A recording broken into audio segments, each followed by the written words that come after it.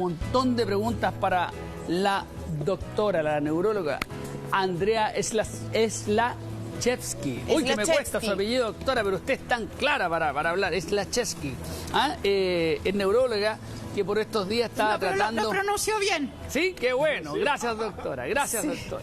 Doctora, yo le tengo una pregunta que nos llegó a través de Twitter y casos particulares. Ella se llama Marcia Brantes y me dice: Pau, yo tengo a mi mamá con Alzheimer, está más agresiva, se enoja, me ha atacado físicamente. Trato de sacarla, pero ni siquiera quiere ir al doctor.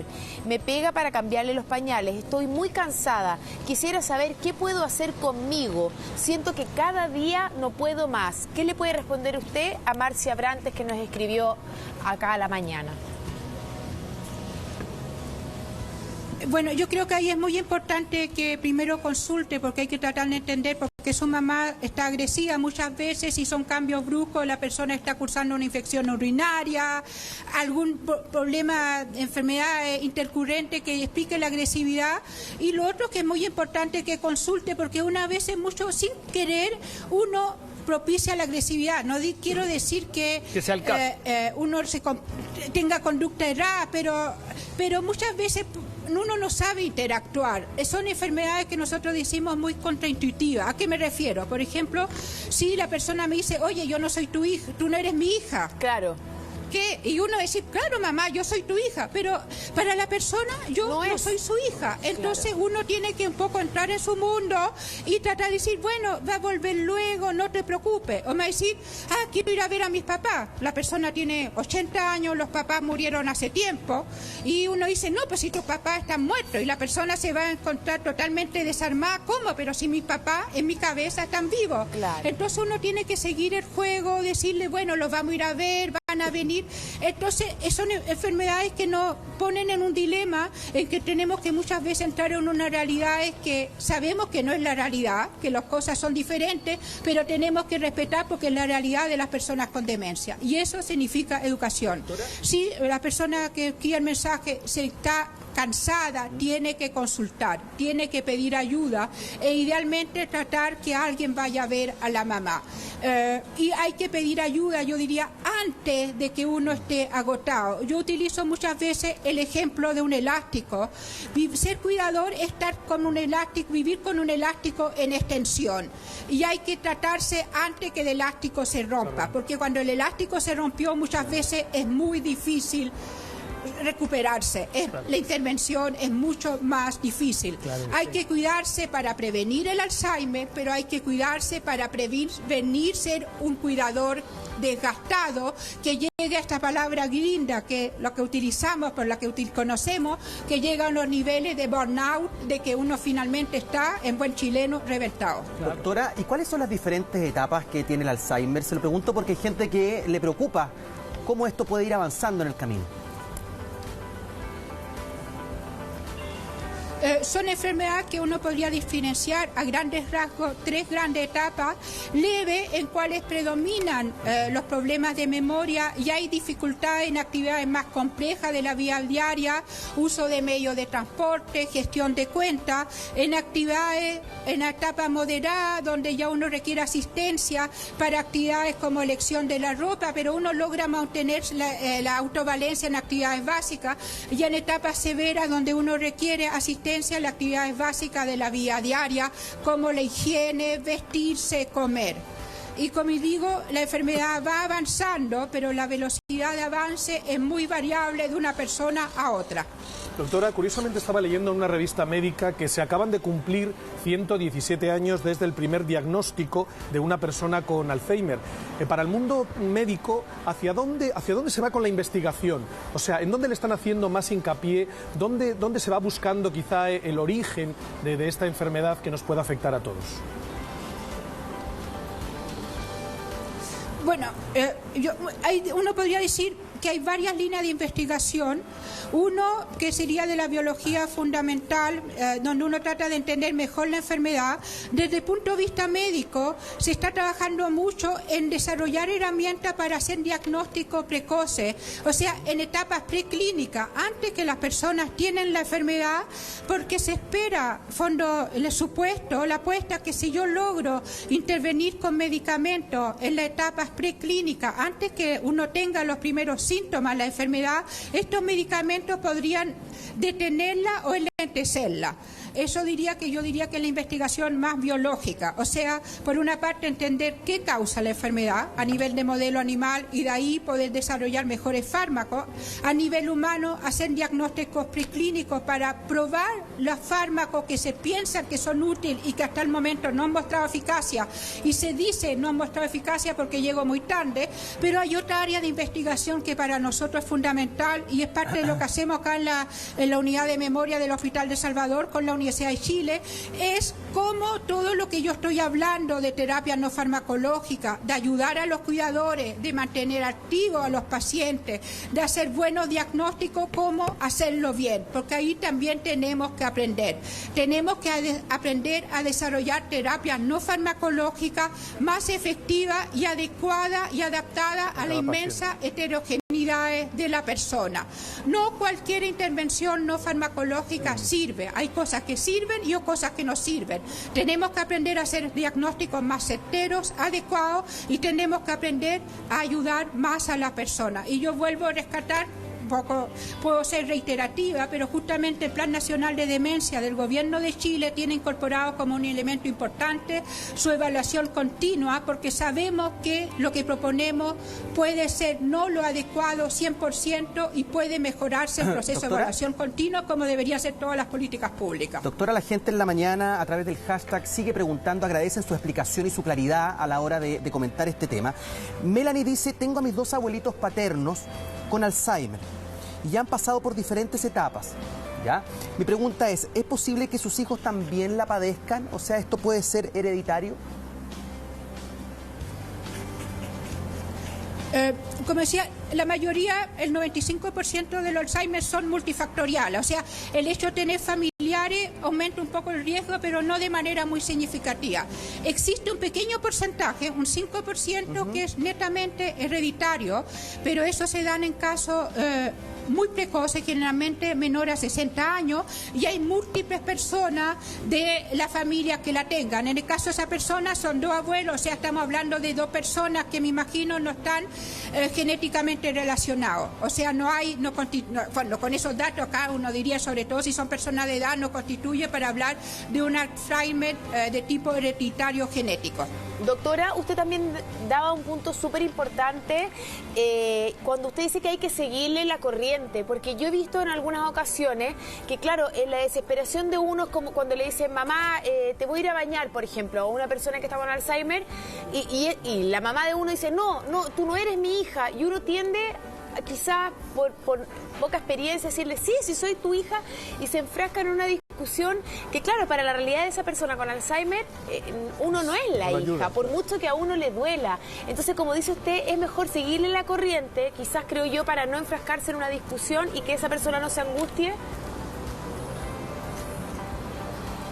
Absolutamente, no hay que lo que yo creo que es importante es que la gente entienda que llevarlo a la realidad, que es mi mamá, que los papás están muertos y todo eso, no lo va a ayudar, no le va a permitir recuperar la memoria, no los va a ayudar a que la enfermedad avance más lento. Lo único que va a ayudar es ponerse en situación de fracaso, pero podemos volver a la vida cotidiana de todos nosotros.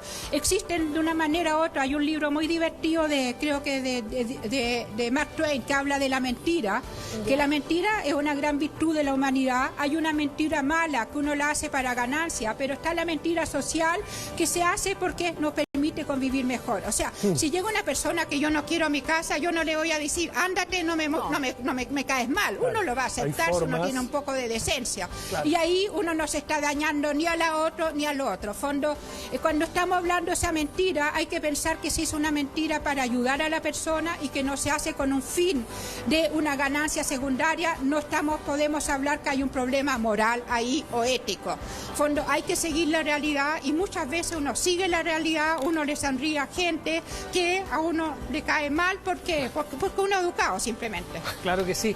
Usted hablaba del entorno, de que hay que preocuparse, cuidarse y estar muy atento al entorno.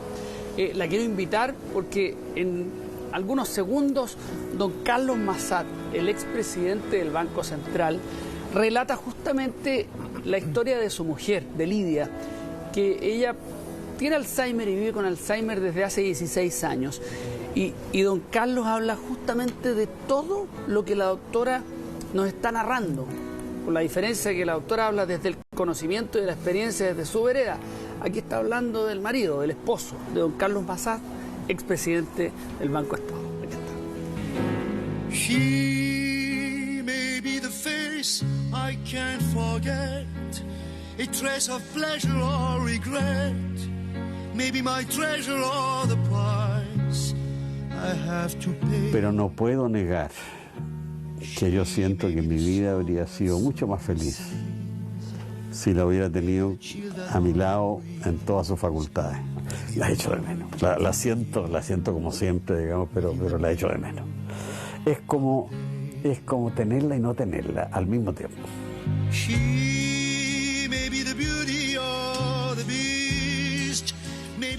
Y algo debe sentir porque me mira.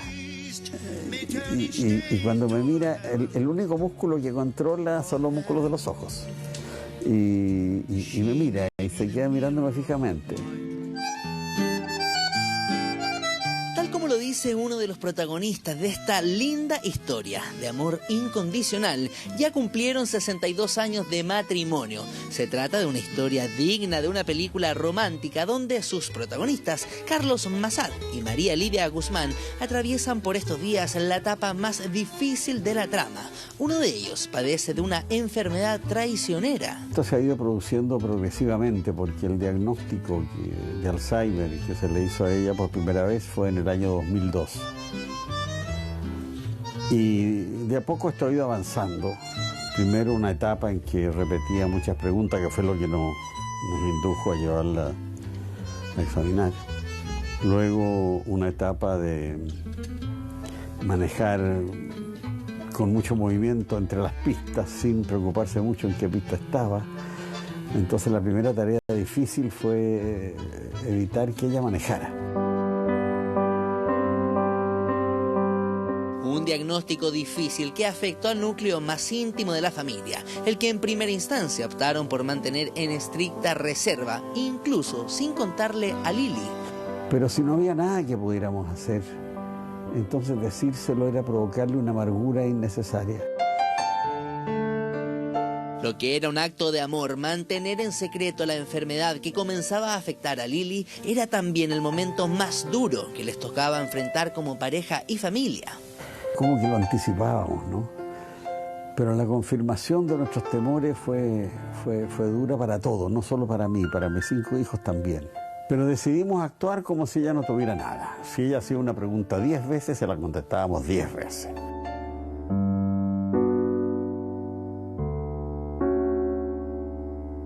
Así continuó la familia Massad Guzmán, lidiando con esta enfermedad que de a poco les quitaba a su esposa y su madre. Los primeros síntomas fue cuando Lili comenzaba a olvidar fechas importantes, historias y anécdotas que habían marcado su vida. En esos momentos, María Lidia aún no se percataba que simplemente, de a poco, se iba quedando sin recuerdos. De pronto tengo la impresión de que ella se imaginó lo que estaba pasando. Digamos, dijo: ¿a mí por qué me pasa esto? Una sola vez, nunca más lo dijo. Y eso me hace pensar que a lo mejor ella tuvo alguna idea de lo que estaba pasando. Pero que nos haya dicho a nosotros de qué se trataba, no, ni una palabra.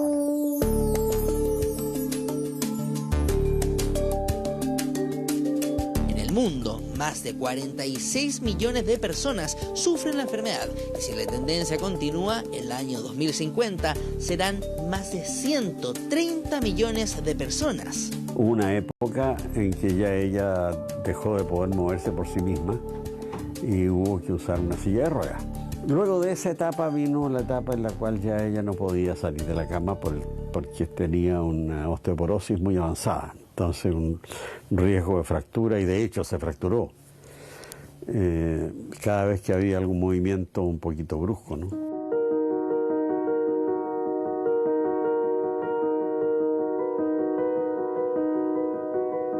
Habitualmente toda la atención se centra en los cuidados de quienes padecen la enfermedad, pero comúnmente se tiende a olvidar a quienes la viven desde la otra vereda. Yo siento la necesidad de estar solo, de vez en cuando. Y hace ya casi 40 años tenemos una casita en Pichidangui que me sirve de refugio.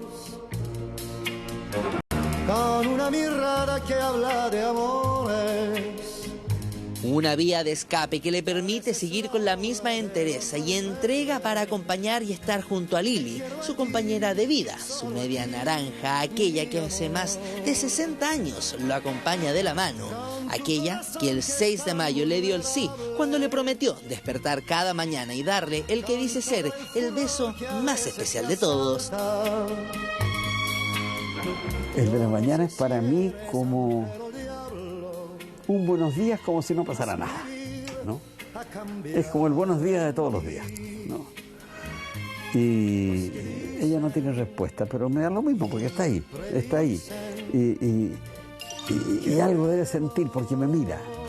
Y eso me basta, digamos, ahora, ¿no? Eso me basta. El beso de cada mañana, que Lili lo reconozca a través de una mirada y que esa sea su forma de decirle que ella aún está a su lado, es lo que mantiene a don Carlos Massad firme junto a la mujer que eligió para estar durante toda su vida, como dicen por ahí, en las buenas y en las malas.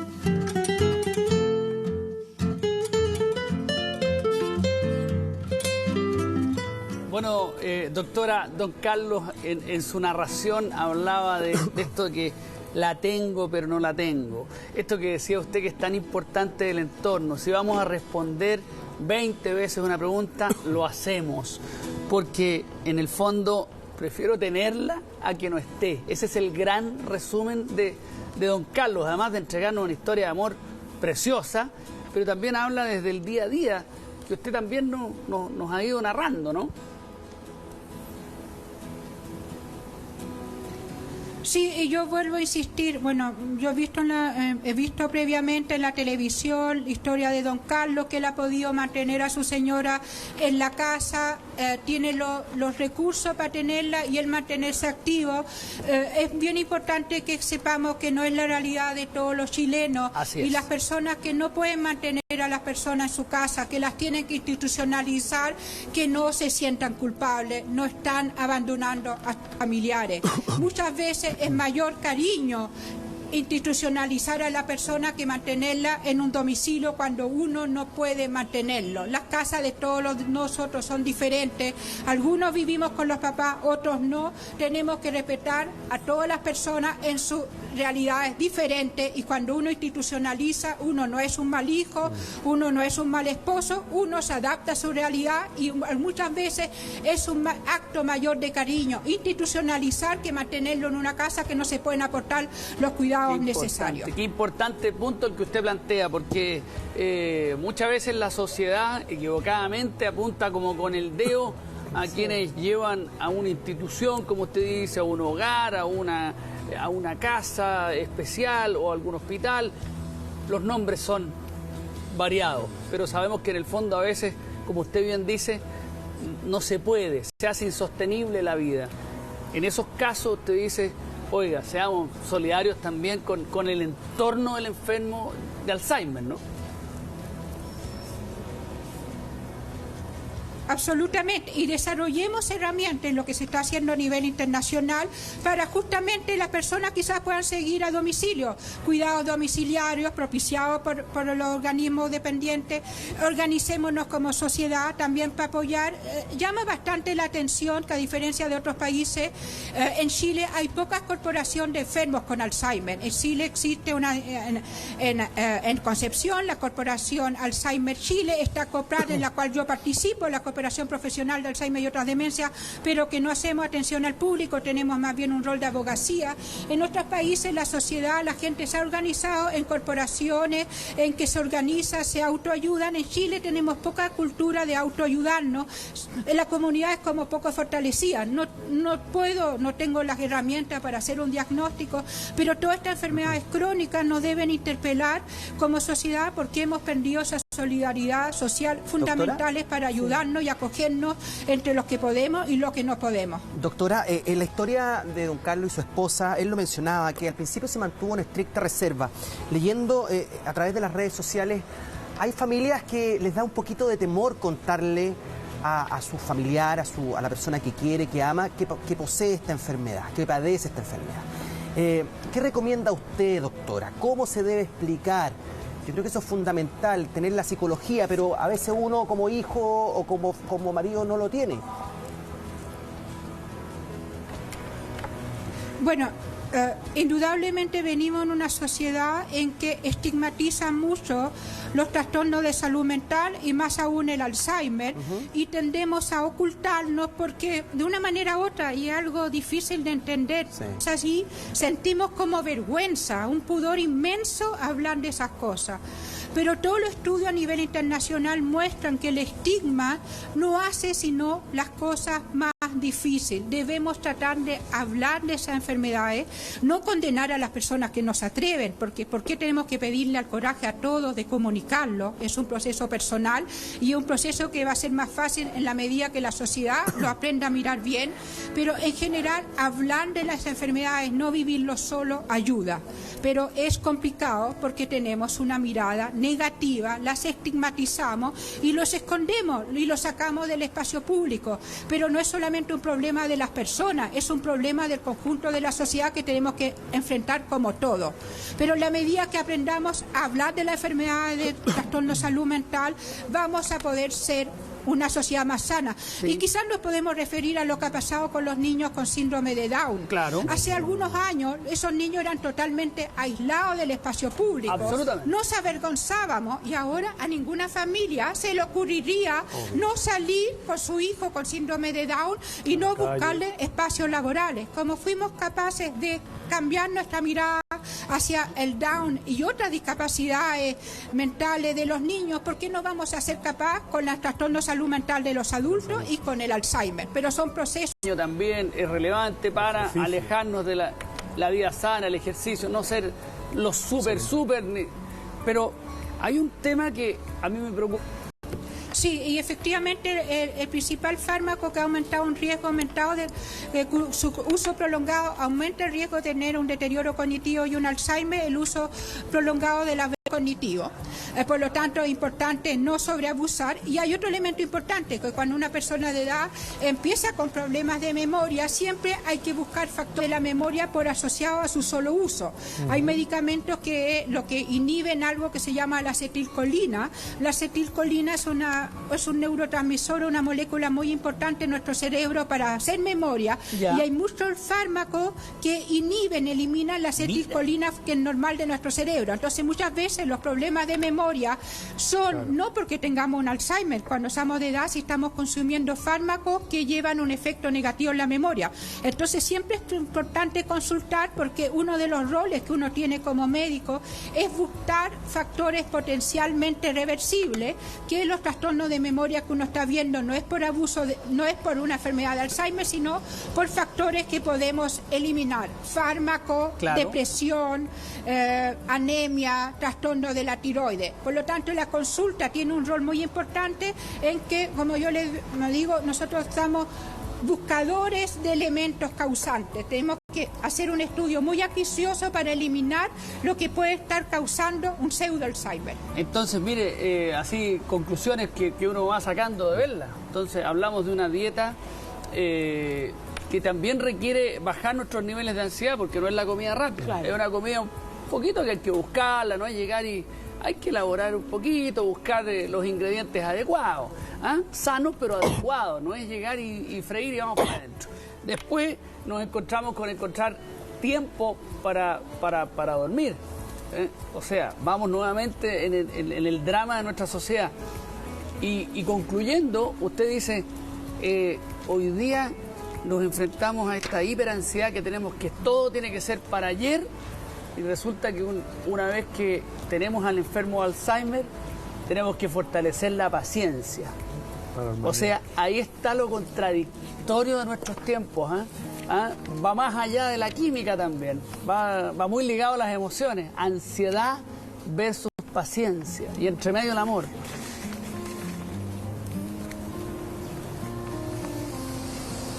Sí, son enfermedades que nos ponen un inmenso desafío y quizás justamente cuando usted va habla de esa presión, pero que no tenemos tiempo, que estamos apurados, queremos ser súper exitosos. Ya no me quiero referir a un tema médico propiamente tal, sino un poco la implicancia ética que pueden significar esa enfermedad. Yo insisto, nos enfrentan con nuestras fragilidades y quizás nos pueden ayudar a ser un poquito más humildes, un poco más respetuosos a lo otro, y con eso, más allá de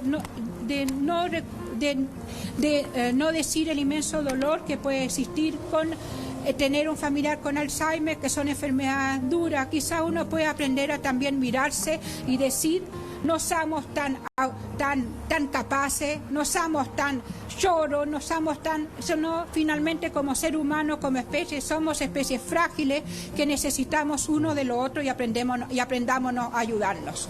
Doctora, tiene toda la razón, y además queríamos leerle a esta hora, cuando son las 11:06, un tuit que nos llegó acá a la mañana.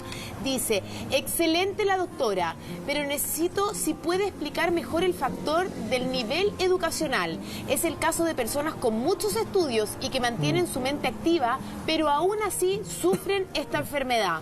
¿Cuál es el principal factor? Hay estudios de desgaste intelectual del 4%. Y Tazazo nos hace esa pregunta, doctora.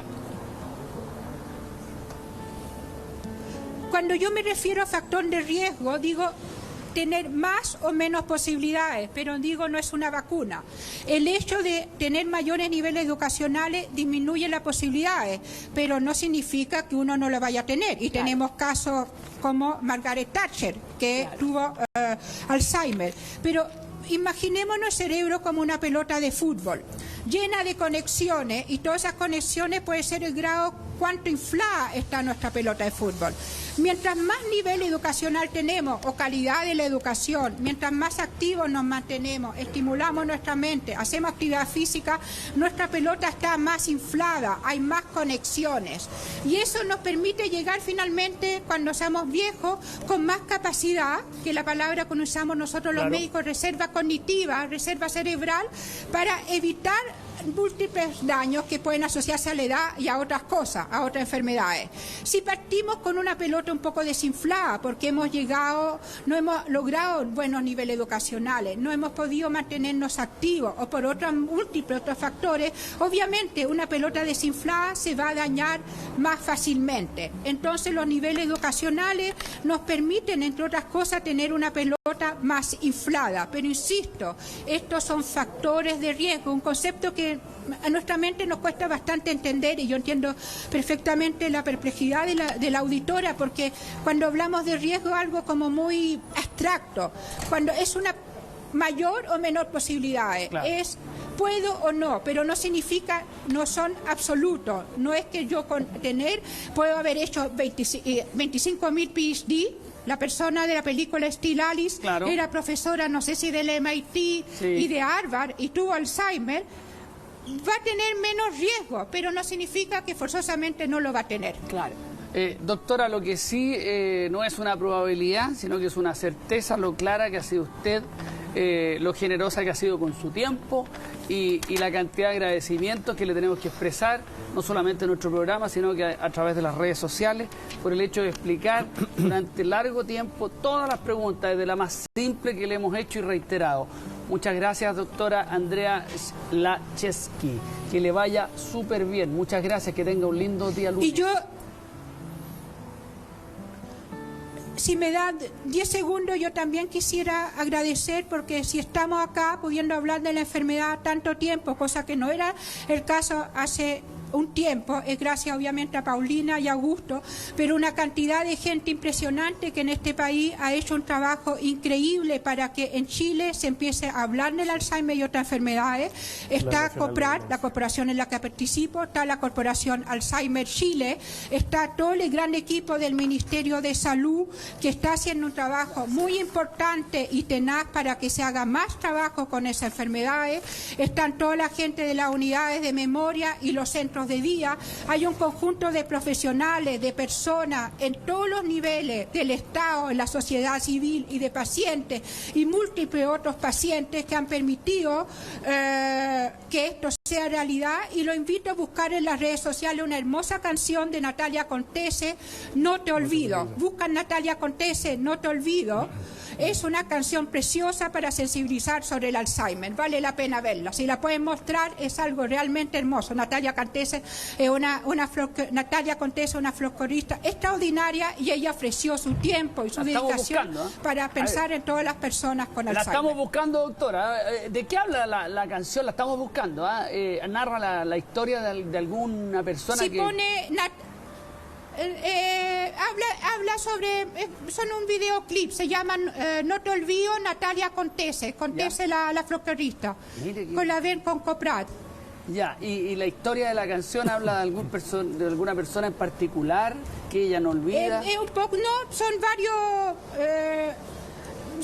varios personajes que ella conoció, lo hizo a raíz, bueno, efectivamente la historia, la canción la compuso a raíz de conocer a la mamá de Benjamín Chacana, el presidente de COPRAD, y convivir con la mamá de Benjamín Chacana, que creó COPRAD, a Natalia, y creó esa canción. Mire qué bonito. De Lidia, que ya falleció y que siempre estuvo presente cuando empezamos a hacer ruido porque en Chile se hiciera algo para las personas, para ayudar a quienes viven con Alzheimer. Ahí la estamos escuchando. ¿Está bien? Está bien. Ahí la encontrar. Súbala, Exactamente. Solo que los demás nos devuelven, y lo que juntos fuimos a buscar. Por eso siempre yo quiero recordar las huellas de mi camino. No quiero olvidar todo lo que yo he sido, ni que tampoco te olvides de ti. Si me olvidas yo te olvido, y de paso me olvido a mí. La vida son los recuerdos, el rastro del paso que di. Muy bonita la canción. Ahí la pusimos y aprovechamos de verla y entregamos esa información para quien la quiera escuchar y recordar. Acá dice, Natalia Contese canta por quienes viven a diario con el Alzheimer. Un aporte de COPRAD y la campaña No te olvido por un plan de Alzheimer. Es www.noteolvido.cl, doctora. Ahí estaba lo que usted decía. Doctora, hay películas, ¿no? Hay documentales que de alguna manera a nosotros nos puede ayudar a saber cómo trabajar o cómo estar o cómo lograr ayudar a una persona con Alzheimer, darle todo ese cariño que necesita. Usted nos recomendaba algunas hace algún rato. Sí, bueno, Está la película Still Alice, que es muy bonita, y yo se la recomiendo no solamente para saber del Alzheimer, también se la recomiendo a los profesionales de salud, porque ayuda a empatizar. Da un poco de pudor, pero yo con un grupo de colegas escribimos un libro para cuidadores, Manual de Alzheimer y otras demencias, un manual para familiares que está en Editorial LOM. Yo soy una de las autoras, junto a Patricia Alegría, Lorena Llavé y el doctor Fuentes. Siempre da un poco vergüenza recomendar los libros que uno escribió, pero un libro que es fácil de acceder para... Es un libro ya de algunos años, Editorial LOM, es sobre un manual para enseñar a las personas a vivir con Alzheimer, para los cuidadores, que enseña cómo da algunos tips y enseña las diferentes etapas de la enfermedad. Doctora, pero eso es buenísimo, pues, doctora, no hay que tener ningún pudor en recomendarlo. Y también...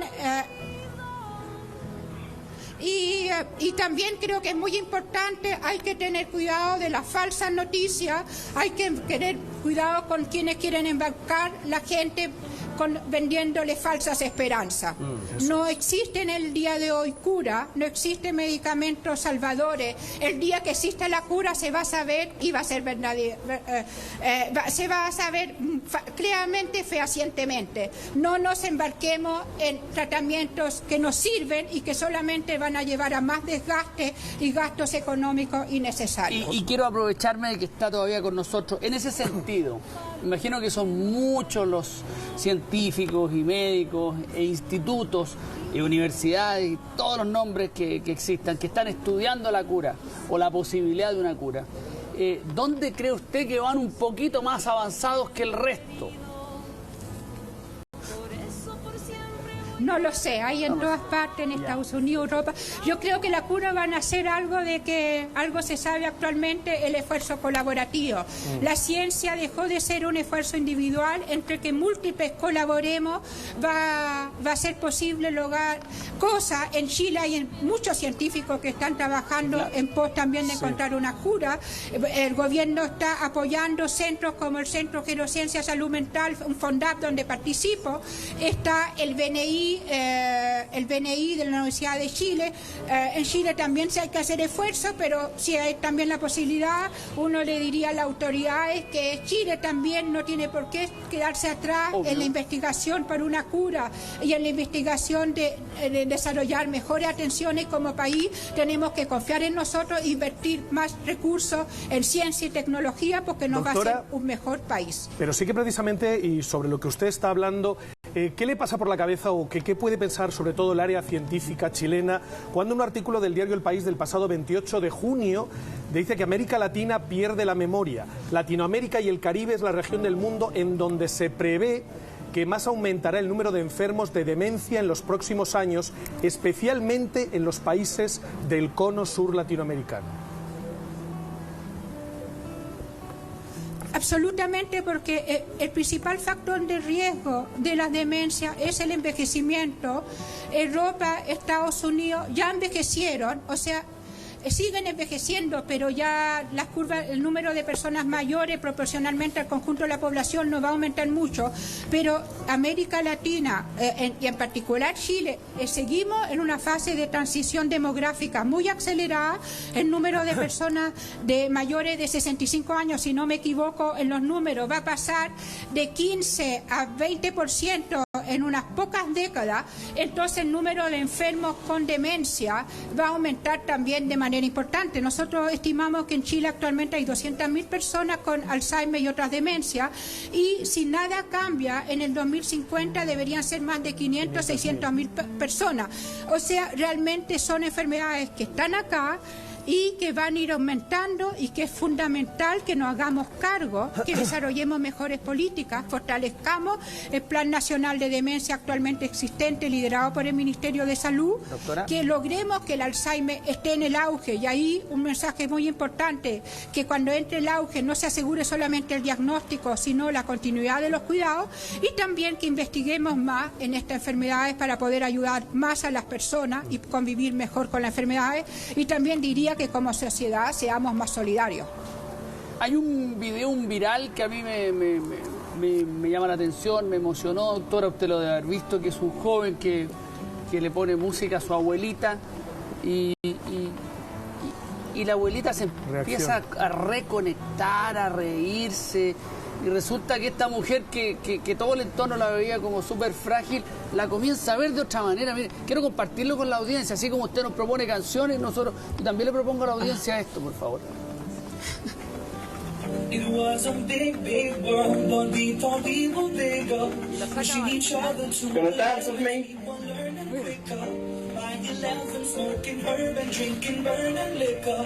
Never rich, so we were out to make that steady figure. Once I was 11 years old, Daddy told me, go get yourself a wife for you. Mira, entonces finalmente la música y la posibilidad de hacer de bailar, ¿eh? Diferente, ¿eh? Sacarle la rutina de lo que uno pensaría que está una persona en esa condición. Hagamos algo distinto, bailemos. No, y hacerlo con ese cariño.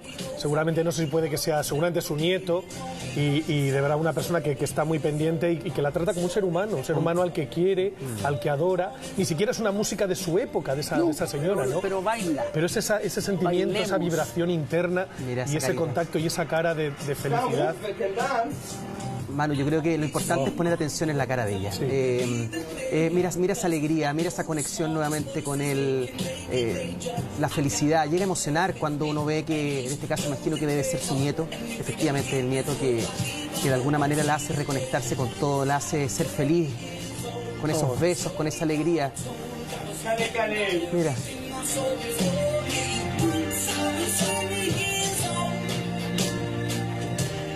Es que ahí está resumido lo que nos decía la doctora, ¿eh? Que es tener la capacidad de tratar al paciente con amor, con inclusión, ¿eh? ¿Por qué no bailar? ¿Por qué no escuchar la música que a mí me gusta también contigo, abuela? ¿Eh? Y te involucro en lo que a mí me gusta. A mí me gusta bailarla con mi novia, es de mi época, pero la bailo contigo. Y le cambia la cara a la señora. Le cambia la actitud, doctora. Es muy bonito, ¿eh? Emociona.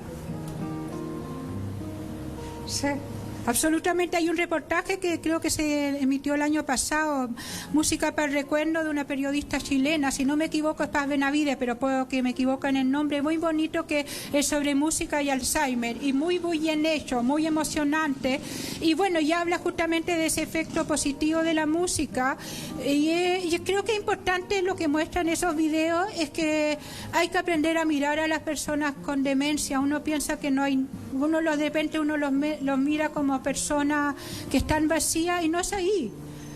Tienen capacidades que no sabemos apreciar. Es importante aprender a apreciar. Pero es difícil, obviamente, no es fácil, es toda una enseñanza. Por supuesto, pero doctora, hay que aprender. Yo creo que es parte de nosotros, la cultura es aprender a mirar al otro. Como usted dice, es parte de mirar al otro, es parte también del amor, del respeto, y también, doctora, parte de otros videos que a mí personalmente me emociona mucho, es el que queremos invitarla a usted y a todo nuestro público de la mañana a ver a continuación.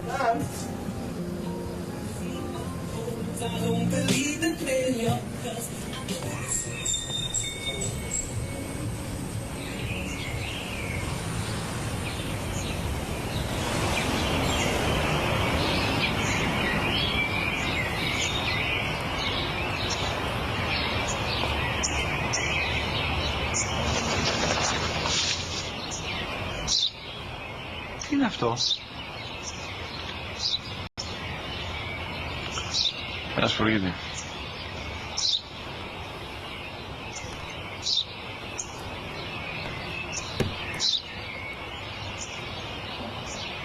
Τι είναι αυτό?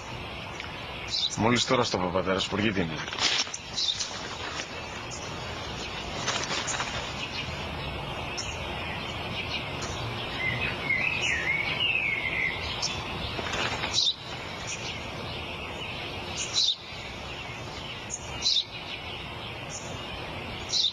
Τι είναι αυτό? Ένα σπουργίτι είναι, πατέρα. Ένα σπουργίτι. Σπουργίτι!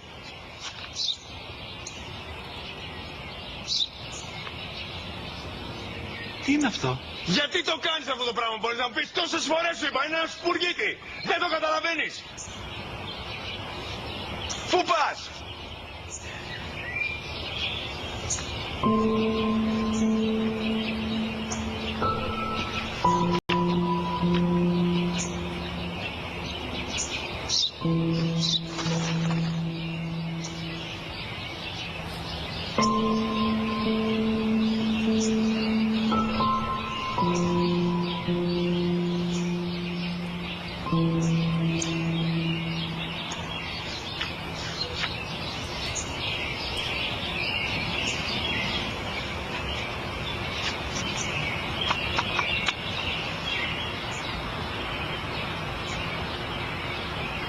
Δυνατά.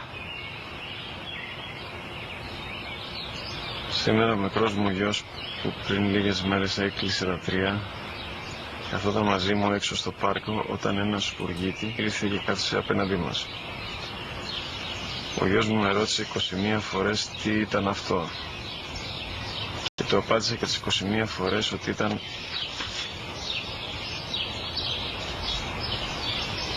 ένα σπουργίτη.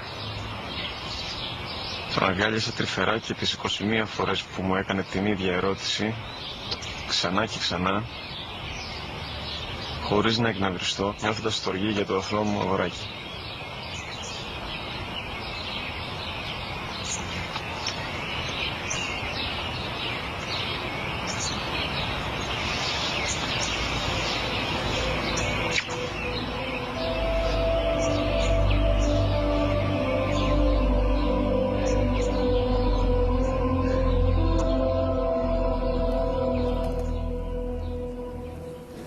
Tremenda imagen y emocionante, emocionante.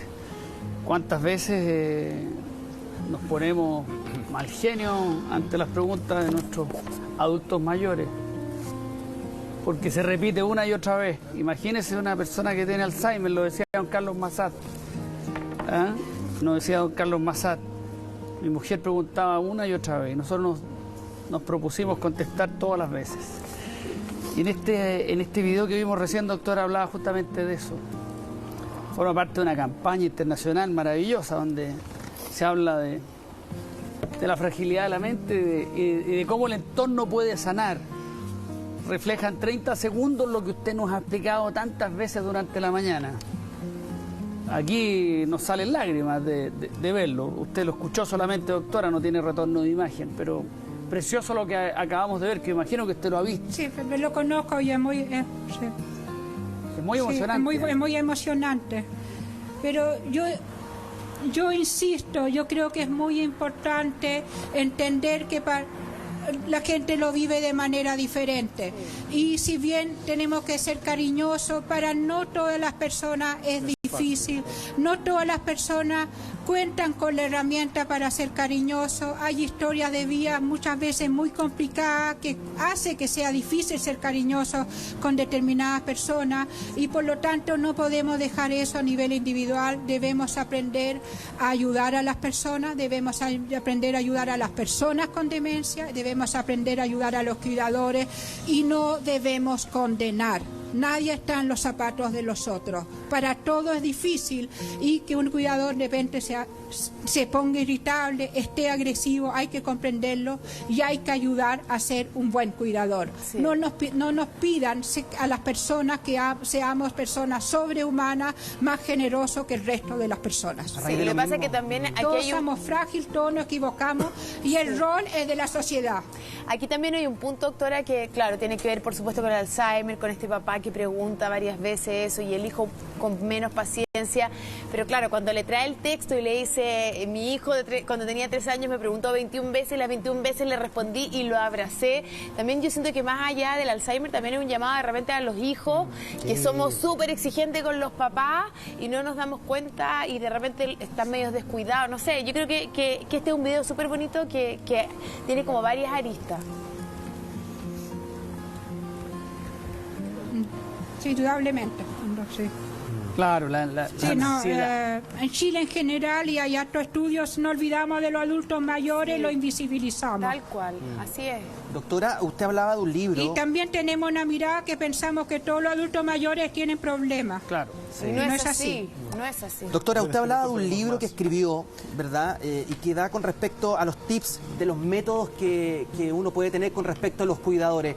Me encantaría, doctora, porque hay muchas personas que necesitan saber estos tips, que nos diera algunos al regreso a esta breve pausa comercial. Además, tenemos más videos emocionantes que nos están llegando. Por favor, espérenos 3 minutitos.